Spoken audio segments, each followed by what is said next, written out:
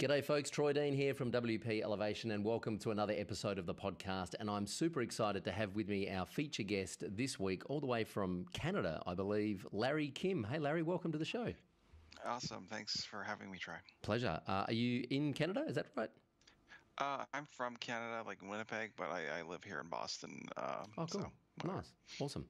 Now, for those that don't know, have been living under a rock for the last 10 years, who is Larry Kim and why are we talking to you?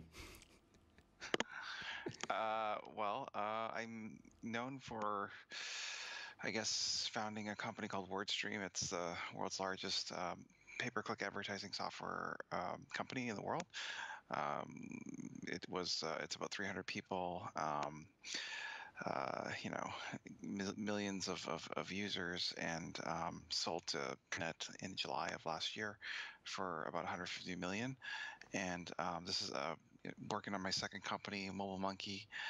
It's Facebook's fastest growing Facebook Messenger chatbot marketing product. Wow. There's a lot to unpack there. So I do want to talk a little bit about growing a company. A lot of the people listening to this podcast are fascinated with technology, but they're also fascinated with people and culture and fast-growing companies. But before we get there, what were you doing before WordStream? How did you get into the tech space? My background's in software engineering, so I'm all this marketing stuff that search marketing and social media marketing. None of that existed, so everyone came from somewhere else. You know what I mean? And so my background was in just software engineering. I have an electrical engineering degree, and kind of discovered search marketing and thought it was very powerful, and decided to start a business in that space because how powerful it can be if you can just really dominate a category of keywords and really run circles around the competition. I was really excited about that, and so that's kind of how I got started there. So did you start WordStream to scratch your own itch? Were you looking for software to optimize your own paid search, or did you just see a gap in the market and think that you could fill it? I think it's a bit of both. So I think every engineer dreams of creating something of their own someday. So there's definitely wanting to do that at some point. As for my discovery of search marketing and just learning about it, like a lot of things, it's just by accident. Someone tells you about it, and you do a little bit of work there, and you find some interest in that, and it was just one of those situations. Eventually, I actually started out doing search marketing consulting work, and it was very profitable because this was like 10 years ago. So you could command better rates because it was pretty unusual. It's not so common as it is today. I just basically wrote software for myself initially. So it was in order for me to scale my own sole proprietorship to have more customers, I wrote software to automate sort of the repetitive stupid tasks that are involved with search marketing. And then the light bulb went off, and I thought what if I, instead of hiring more consultants, what if I sold the software instead? So that was kind of the genesis of that. And at what point did you realize, okay, I'm onto something here, let's forget about the consulting and go all in on the software and build a team and try and get this thing off the ground? When did I realize I was onto something? Yeah. I'd say 2-3 years in, when we started predictably selling one or two new businesses per day. Then I kind of thought it feels like there's a market here, and that we've kind of filled the need. Because early on it's kind of random. Maybe you get a client in 1 week and maybe not for another month. It was kind of touch and go actually at the beginning. I'd say 2 or 3 years in, it started to feel like this could be something. Yeah. I'm fascinated with team and culture, and I'm particularly fascinated with how you get, you said WordStream, by the time you sold it, it's a team of 300 people. How do you get 300 people moving in generally the same direction? It's hard. So Yeah, I know. I've got uh, 12 and I'm struggling with 12 people. I can't imagine 300. just to give you an idea of scale, so like 300 people.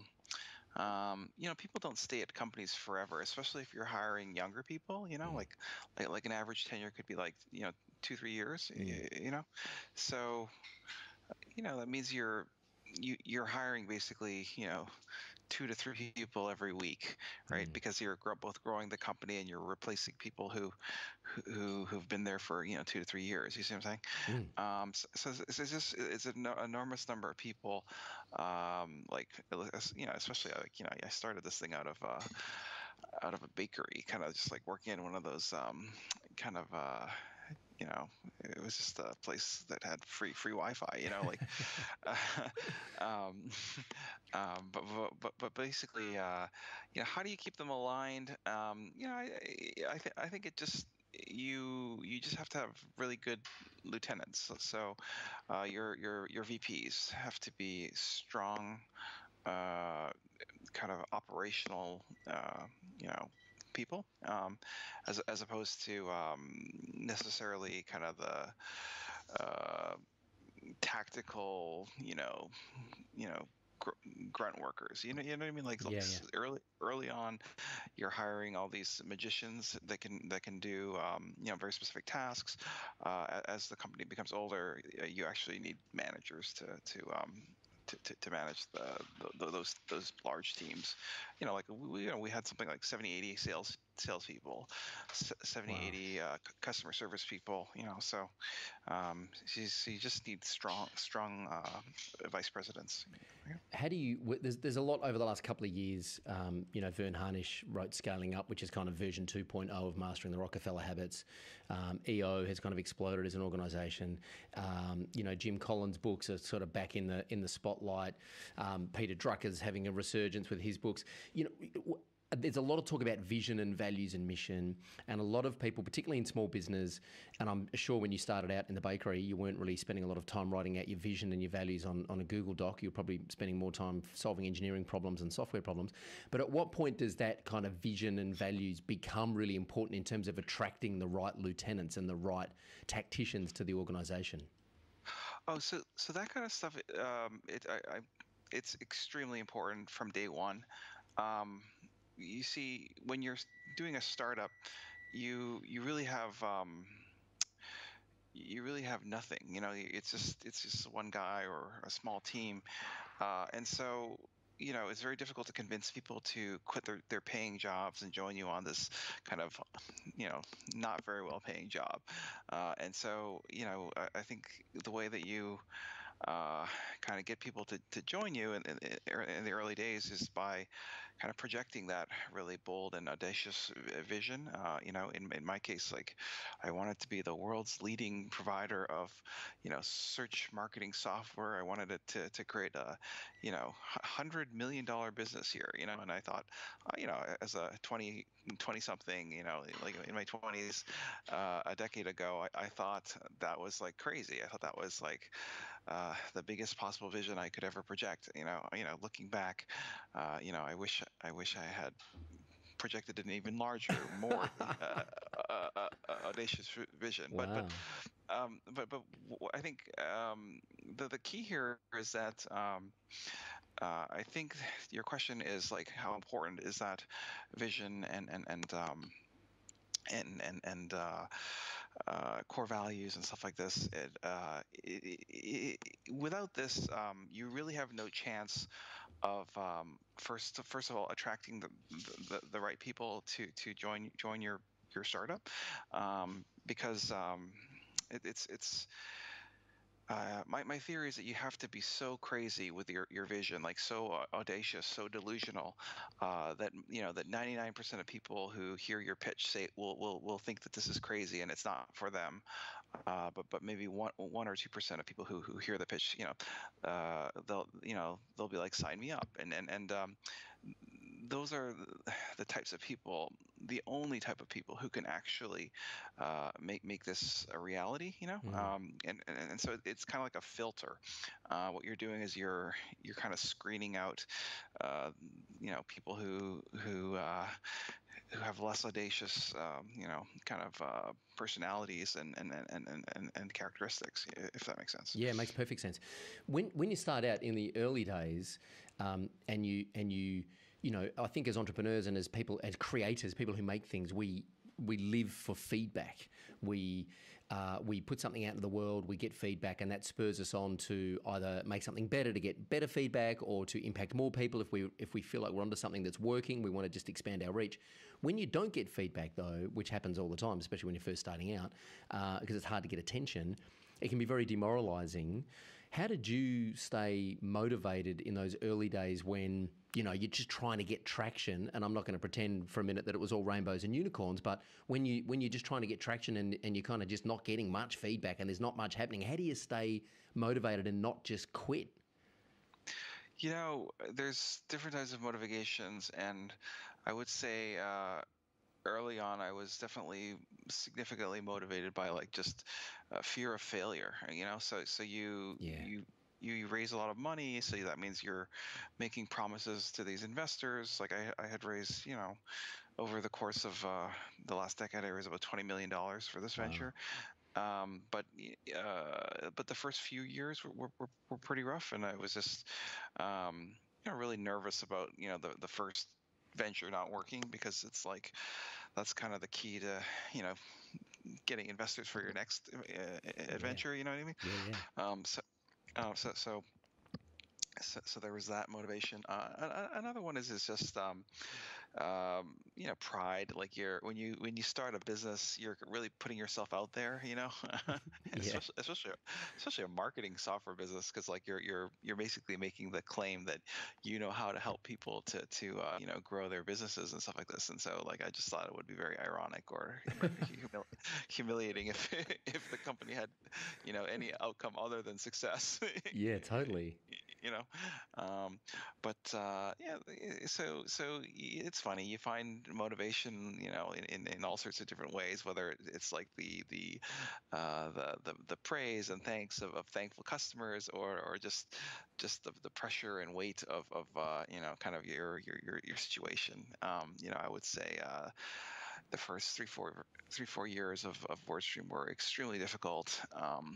But then about into 2014, the company kind of turned a corner, became extremely profitable, and it was pretty exciting, times. Growth is exciting, isn't it? I was talking to my business partner the other day, and I'm like, I'm fueled by growth, man. If I can't see growth, I start to lose interest if I can't see that growth. And growth is a very exciting thing.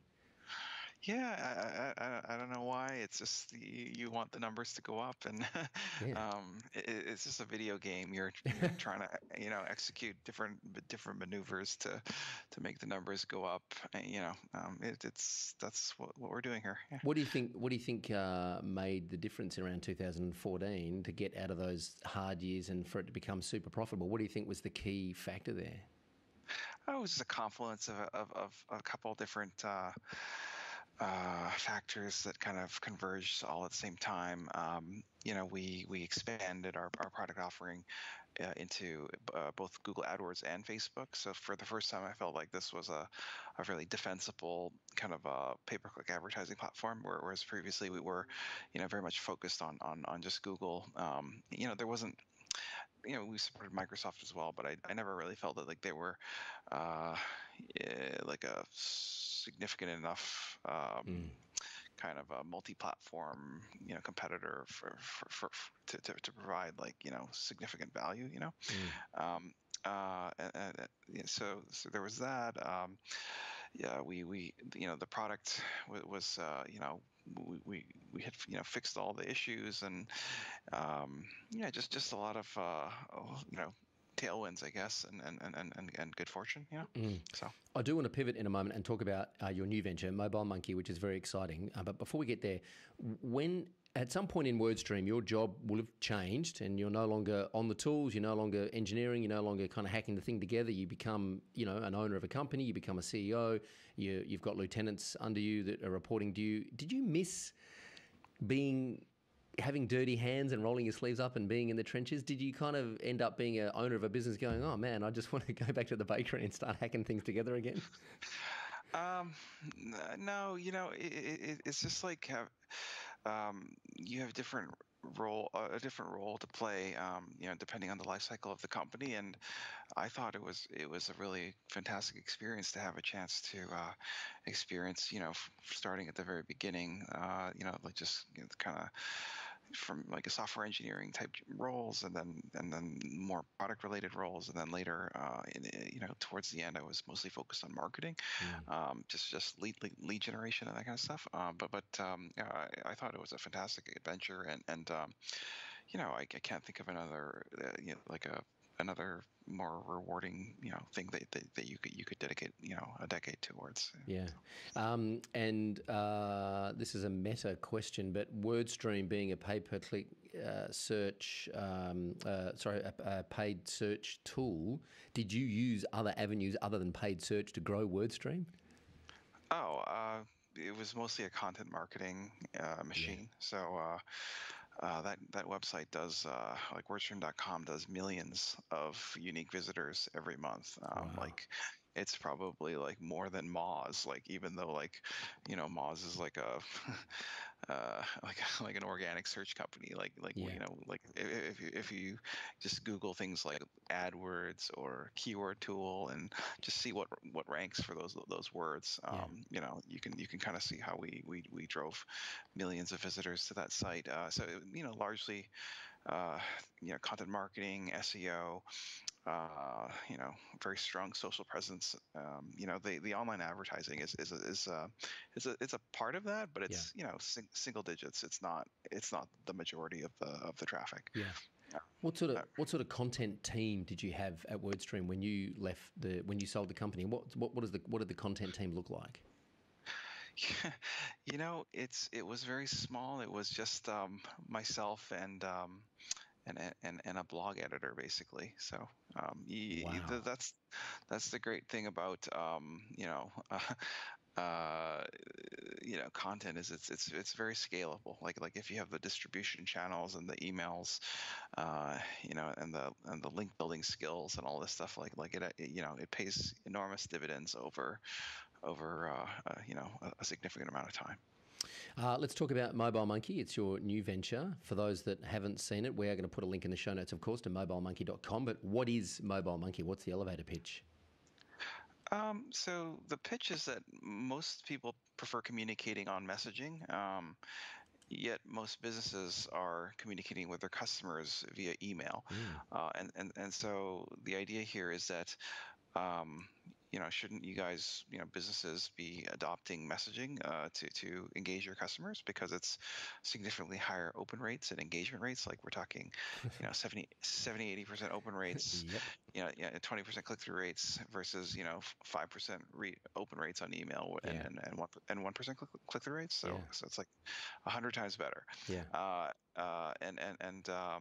It's more engaging than anything you can do in email. Like you can go back and forth with a chat bot. So like you could do surveys or event registrations or like just lead qualification, that kind of stuff. It's more dynamic, and it's the future. It's like it's a kind of a communication, like a shift in communication preferences. It's well underway, and it's just a matter of time before businesses figure this out. So right now we're focusing on Facebook Messenger as sort of the marketing channel. Although the hope is to expand to other popular messaging channels like Google and Apple in time. And this is a very exciting space. It feels like being a pioneer in like the email marketing space from like 20 years ago, Yeah. It's a very exciting startup, and I hope you guys can try it out. Yeah, I definitely will be taking it for a spin. The obvious question that most of my listeners have got right now is, how is this any different to ManyChat? Well, look, I think it's substantially easier to use. I think it's really we've got the world's leading chatbot for WordPress. So Hmm. we have a like that WP chatbot. It's used by hundreds of thousands of businesses, Hmm. it's just a really an intuitive, powerful marketing platform, I'd love to work with you. There's that too. You get to Yeah. work with me and my team. Yeah. Yeah. uh, Awesome. I and didn't know you had WP Chatbot. That's news to me, so I'm definitely going to take that for a spin because we're massive WordPress fans, and we use it for and all of our listeners and our customers use it to build websites for clients and roll out digital marketing campaigns for clients. What have you learned from your WordStream days that you're now applying to growing a new startup? um, so the, like, how much time do you have? Well, in Uh, terms of okay, uh, let me rephrase it. MobileMonkey is a relatively new company. You're in growth phase. Well, I'm obsessed with growth hacking at the moment. What have you learned from a growth point of view? Like what have you what did you learn from WordStream? You're like, okay, we're not going to do that again because it didn't work, but we're going to go all in on this. We're going to try this because it's probably going to work. So, Troy, the tactics change. It's not like I can grow this business on like, Facebook ads because like the costs have gone up, a Yeah, hundred times in the last 6 years. yeah. Um, but so we're exploring all sorts of new tactics, that are relevant to 2019. But the thing that I learned a lot. Was the power of brand. So uh, in my early days, I would have thought brand marketing is a joke, and that these I could run lead generation campaigns to be very very successful based on kind of my mastery of the underlying channel. What I've recognized now as I'm older is that the success and failure of those campaigns that I were running were largely predetermined based on the brand affinity of the client that I was working for. Mm, Okay, so like if you're doing ads for Nike or something, it's going to be successful. Okay, mm, like mm. it has a big brand, and people already want to use those products. If there's one really big learning that I've as it pertains to marketing, it's just kind of the critical um, uh, element of brand, and making it so that people really know and love your company, and understand what it stands for, because that has an enormous impact on click-through rates, as well as conversion rates, which are pretty key. Basically, people prefer to buy from the companies they've heard of before, and love, but overwhelmingly, like by 2 to 3 times. Mm. So the key here is to really be known for doing something, and having a strong brand reputation. I think that would be my number one learning. That's kind of hard when you're starting out, though, isn't it? I'm thinking about our audience as well, who are still trying to establish their brand reputation within their local markets. It's hard when you don't have a big brand budget, or you don't have big branding. I mean, I'm teeing you up here for the answer, but is content one of those ways that you can establish brand reputation quickly? Yeah, that definitely can be one of the ways. What I found is that different people have different skills, and what's very important is that you execute remarkably well within one or two channels. It's not necessarily that you have to run Facebook ads, and you have to run content and a blog and link building and blah blah blah. Like, it, you know I'm extremely good at partner marketing, for example, because Mm. I have a big audience, and there's a lot of companies that would like me to work with their audience as well, and so we do all sorts of partner market. marketing partnerships. So like big online events and that kind of stuff. It's just you just have to pick something where you feel like you could be a unicorn, like the kind of the top 2 or 3%, and really focus on those areas. But then just being very intentional about the message you're promoting, and like just being consistent in terms of the guarantee, the key selling points. As I was kind of describing MobileMonkey to you earlier, and like just staying on message, just have that really buttoned up tightly, and then not necessarily like changing it every few months. You see what I'm saying? Yeah.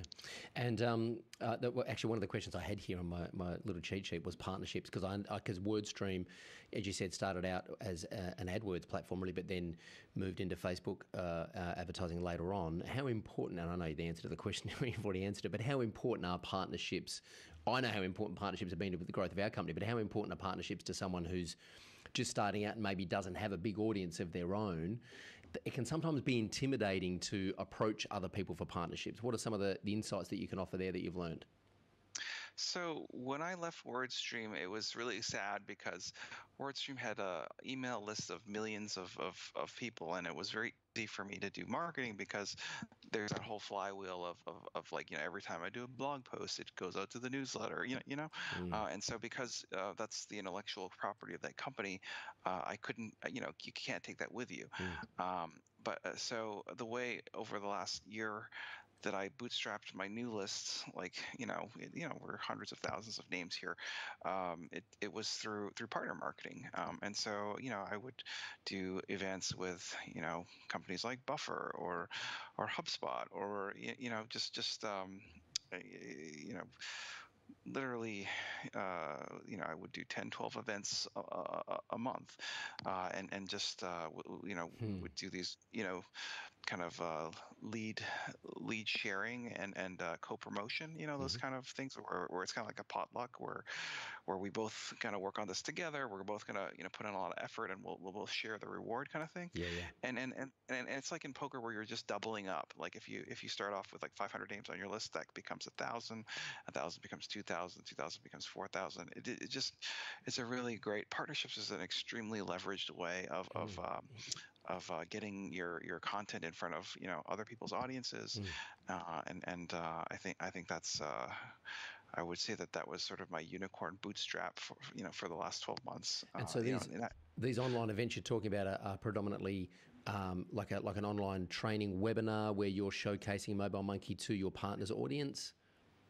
Yeah, it could be webinars, or actually webinars are kind of feeling a bit dated at this point. Yeah. We also like live streams going into different social communities.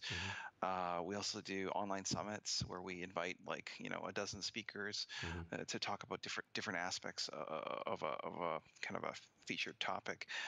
So just a lot of different kind of partner, but mostly events. Yeah. Awesome. And who's the perfect customer for MobileMonkey? Is it an agency rolling out strategies for clients, or is it the small business marketer? Agencies are obviously a kind of a point of leverage because they have more customers, and they tend to stay on as a customer longer because, like, even if they lose a customer or two, they'll gain another customer or two. Yeah. So agencies are probably they're fewer in quantity but more strategic, in terms of the value. But I think that messaging is so important, and that there's just so many hundreds of millions of businesses out there that should be doing it. So it's not like I can say that the small business, is any less important. So yeah. I'm just trying to think ahead of who I can refer over to MobileMonkey. I don't want to send you the wrong people, so I'm just thinking about our network and who the right audience is. So I appreciate you answering that question. If there was one thing you could fix right now about MobileMonkey from your lessons from WordStream, if you could wave a magic wand and fix one thing in the next 7 days, what would it be? It's you maybe it's always a challenge in the early stage. Recruiting is finding the right people, and if I had a kind of a more budget to spend on this project, maybe I would I wish I had like an in-house recruiter to let me see more candidates and that kind of stuff and find talent. Um, but overall, I'm pretty happy with how things are going. It's been a pretty exciting year. We've gone from literally nothing to being the fastest growing Facebook Messenger marketing platform in the world. Wow. Uh, we've got literally millions and millions of users here. So just I can't complain. Yeah, that's awesome. Well, Larry Kim, I want to thank you for everything you do, and also thank you for your generosity in coming onto the podcast and sharing your insights with our audience. And I look forward to taking MobileMonkey for a spin and keeping in touch. Awesome. It's available as a WordPress plugin. Just search for WP Chatbot, and you'll find it right there. All right. Awesome. Thanks, gang. That's another episode of the WP Elevation podcast. Subscribe at iTunes, look us up on YouTube and Facebook, and get in touch. I look forward to speaking with you again next week on the podcast. Until then, I'm Troy Dean. Go Elevate.